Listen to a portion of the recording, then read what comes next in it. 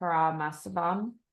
She specializes in project and change management within healthcare and has over 7 years of experience in compliance. With a master's in healthcare administration and pursuing a DBA, she's driven by a passion for continuous learning and advancing leadership capabilities. Her creativity helps her to see challenges as opportunities for improvement. So please go ahead and share your screen, Abinaya, and the floor is yours.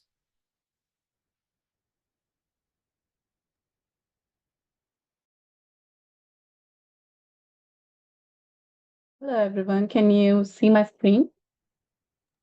Yes. Okay. Just a second. Good evening, everyone. My name is Abinaya Parmasivam, and I'm pursuing my DBA at West Cliff Miami campus. Tonight, I'm honored to present on a very timely and important topic, which is navigating the cyber threat landscape. It's about a maturity model for remote work.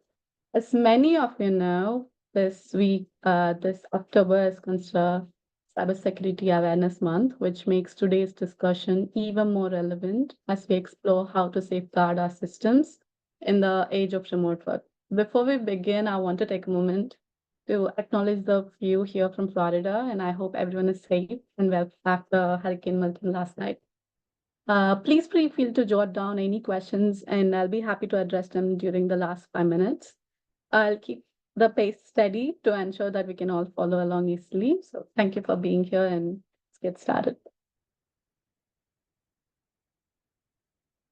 COVID-19 and the remote work revolution. As we all know, the pandemic forced companies worldwide to shift to remote work.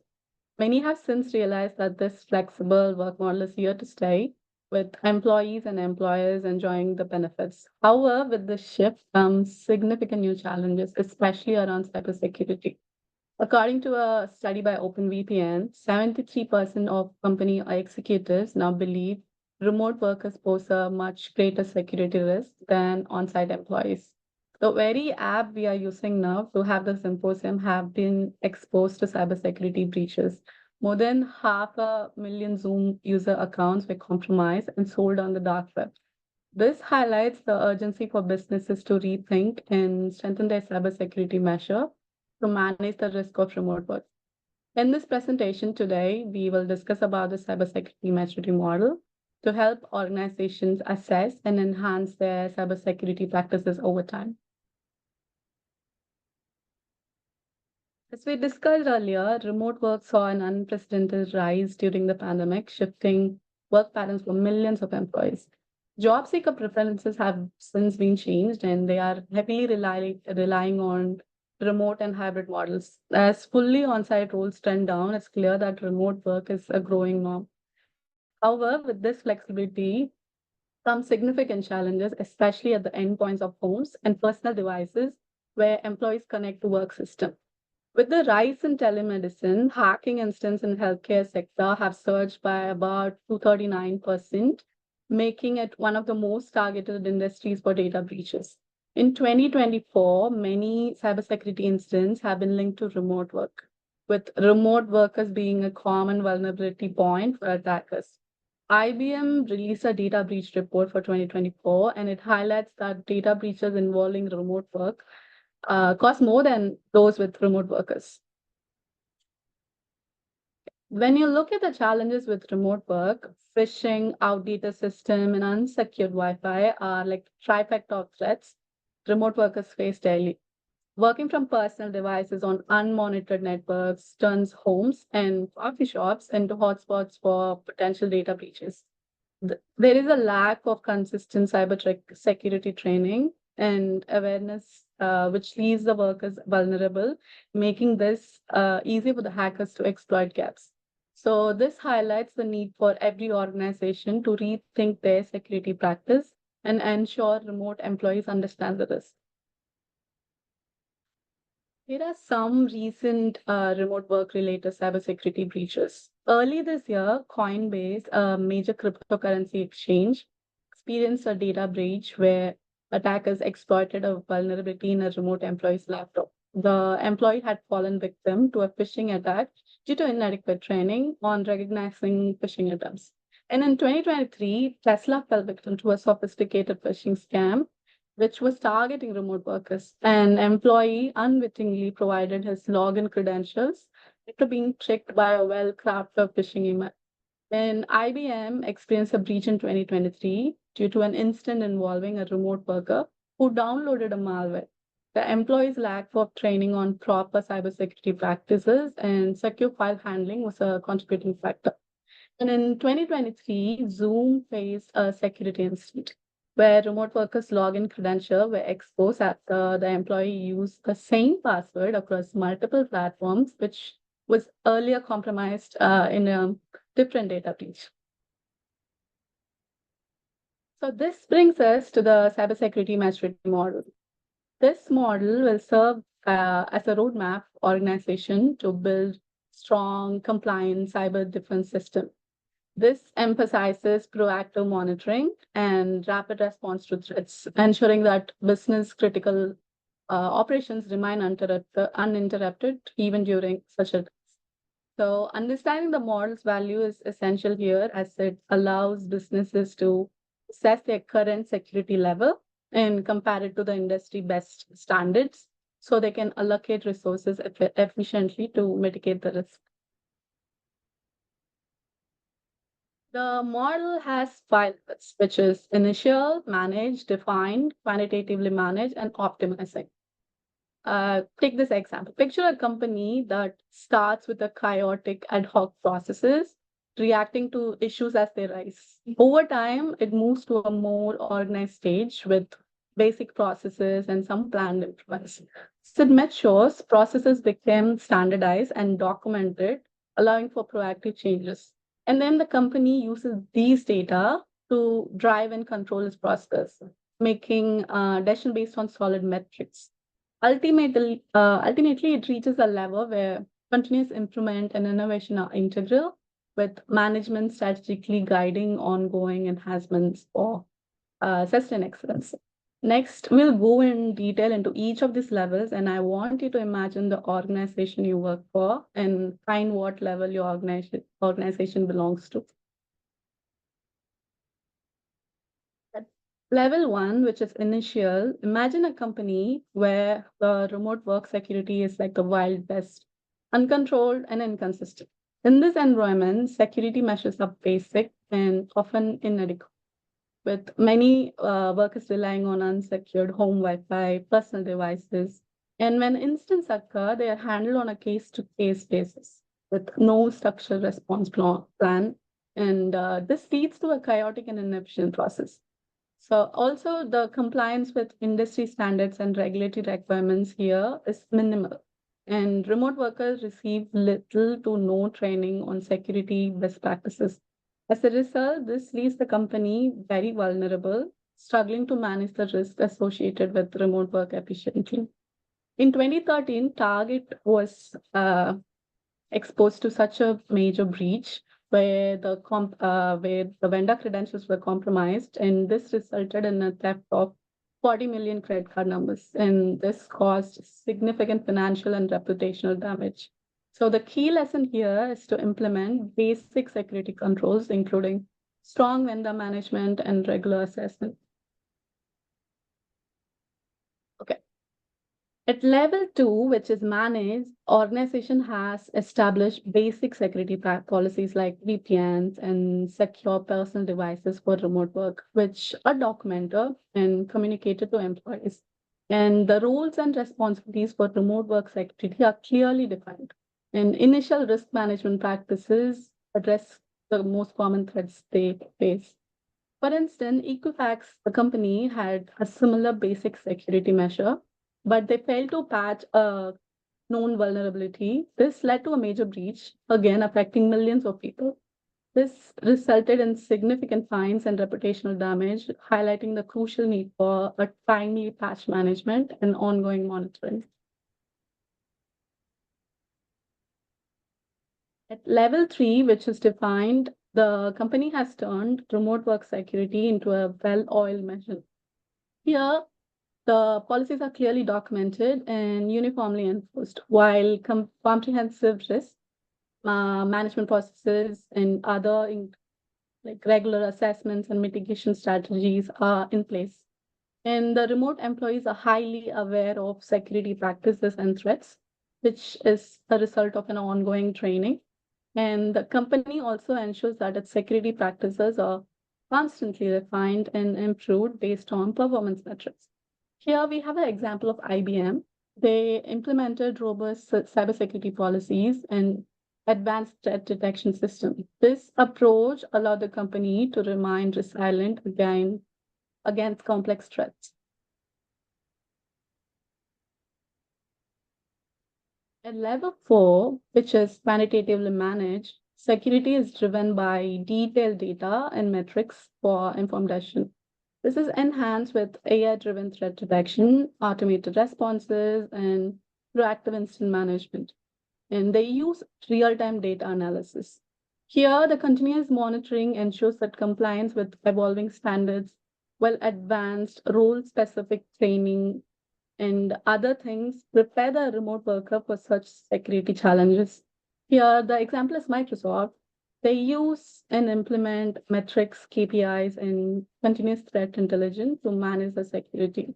So the lesson here is to have data-driven insights and threat intelligence. So it will be those are things that are crucial for enhancing how we react to a threat. At level 5, which is optimizing, the organization excels in continuous improvement and innovation. And they are regularly updating security measures and training with the latest threat intelligence. They adopt to cutting edge technologies like AI-driven security systems. And they use all the detailed metrics to refine the practices and they ensure they are secure. Here, the example is Google. They focus on continuous improvement with cutting edge security solutions and adaptive strategies. And the key takeaway at this level is the ongoing innovation and adaptability are very essential for maintaining a robust cybersecurity defense.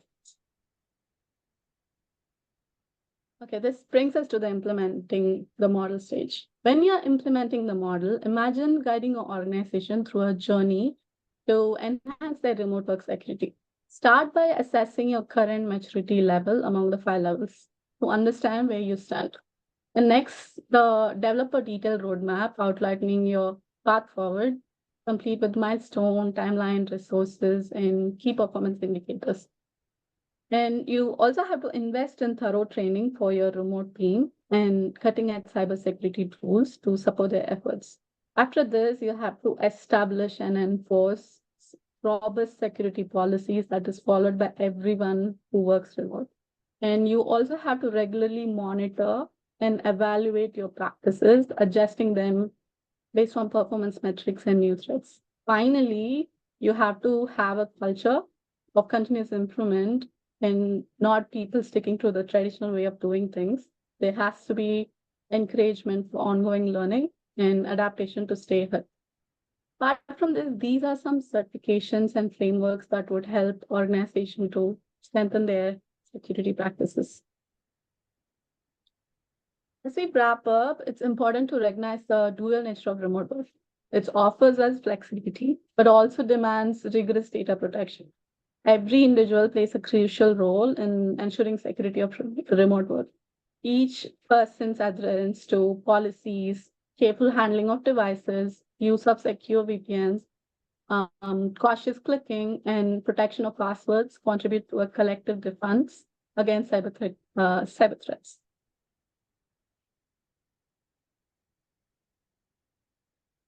Okay.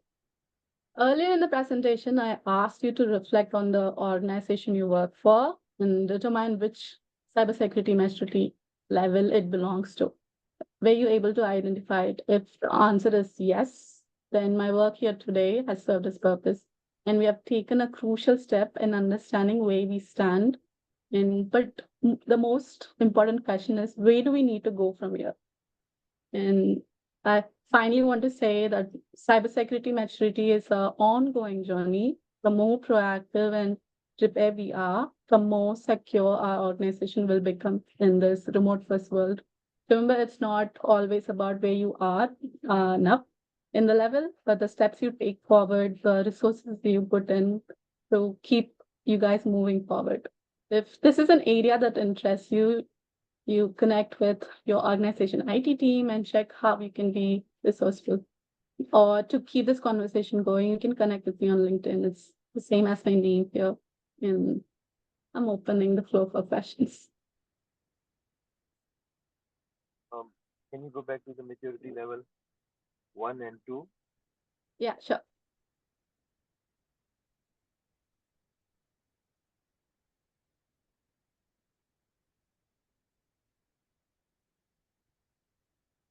Yes, sir. You want to see the table or the detailed content?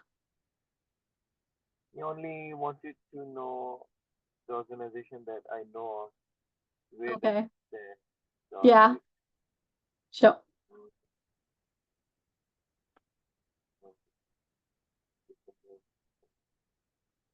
level 1,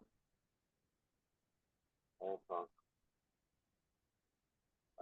Next slide. Sure. Yeah, this one I think the company I know of is Okay. is level 1. Major breach due to weak security and compromise vendor credentials. Hmm.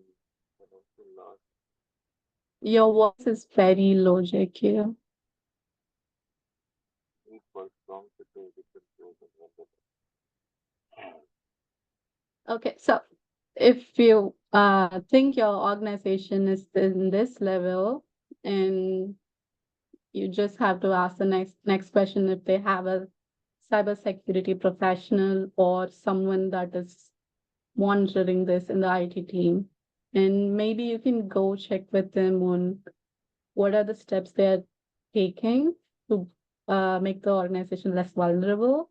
And one other thing could be every organization has the perception of how secure they are, and the employees have a different perspective. So maybe you can speak that with the manager, and that could be a start of the discussion. Sounds interesting. Uh, can you go back one slide that you showed me before? Yeah. Oh, okay. Yes. I Do you have a might. specific question? Uh, Maybe just one slide before that. If I see the slide, I will remember the question. Okay, Then yeah, I might sure. step into the cybersecurity maturity model. Yeah. So these are different types of cybersecurity maturity model. Okay, the model, yeah.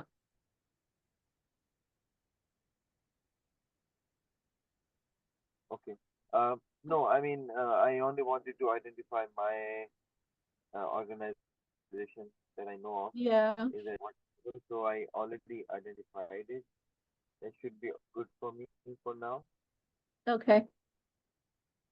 Yeah, as I mentioned, you can go ahead and like speak with your manager about what will be the next steps, or if you have any plans, you can suggest them that. And I think it will be very useful for your organization too.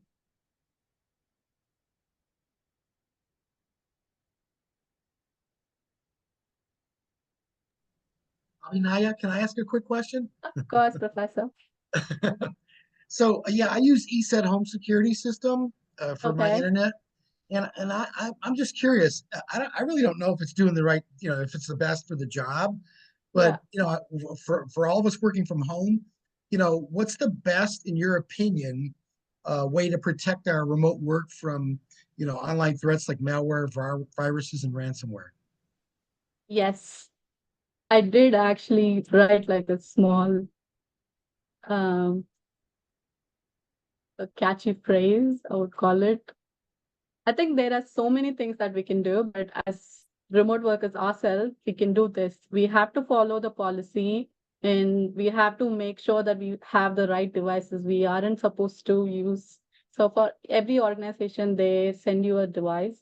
Either they send you their own device that is monitored by the IT team. You use that, or you have to have a specific work laptop, and then you have to have a good VPN So you're ideally accessing the company's website and the database, right? So you have to use a secure VPN that is provided by the organization, and like when you're sharing anything through the company's email, you have to make sure that you're sending it to the right person, because I have made that mistake so many times. I sent it to a different person who aren't supposed to see the email, which is a tiny mistake, but it can be a huge problem in the future. And we aren't supposed to use coffee shop Wi-Fi's, and because there are so many people who like to work from a coffee shop, and I think Starbucks' idea of creating the coffee shop and the work experience, that was their selling factor, but it isn't good for you or the organization. So we have to be very considerate when we are connecting to an external Wi-Fi. And the passwords, we have to have a specific password, and I think every organization starting to mandate you have to change the password every 90 days, and you aren't supposed to use the same password. And multi-factor, some organizations are doing it. I think Westcliff's portal is also mandating for a multi-factor. I think these are some steps that we can do, which are very huge, that would protect us and our organization. I hope this answers your question, Professor. Yeah, so is it in the list, the second in the list towards an innovative model of cybersecurity awareness training? I can barely hear you, JQ. I'm so Um, sorry, but we do have to close out the break room because the closing plenary speaker is starting right now. Thank you so much, Abinaya. That was such an informative presentation, and thank you guys for the great questions.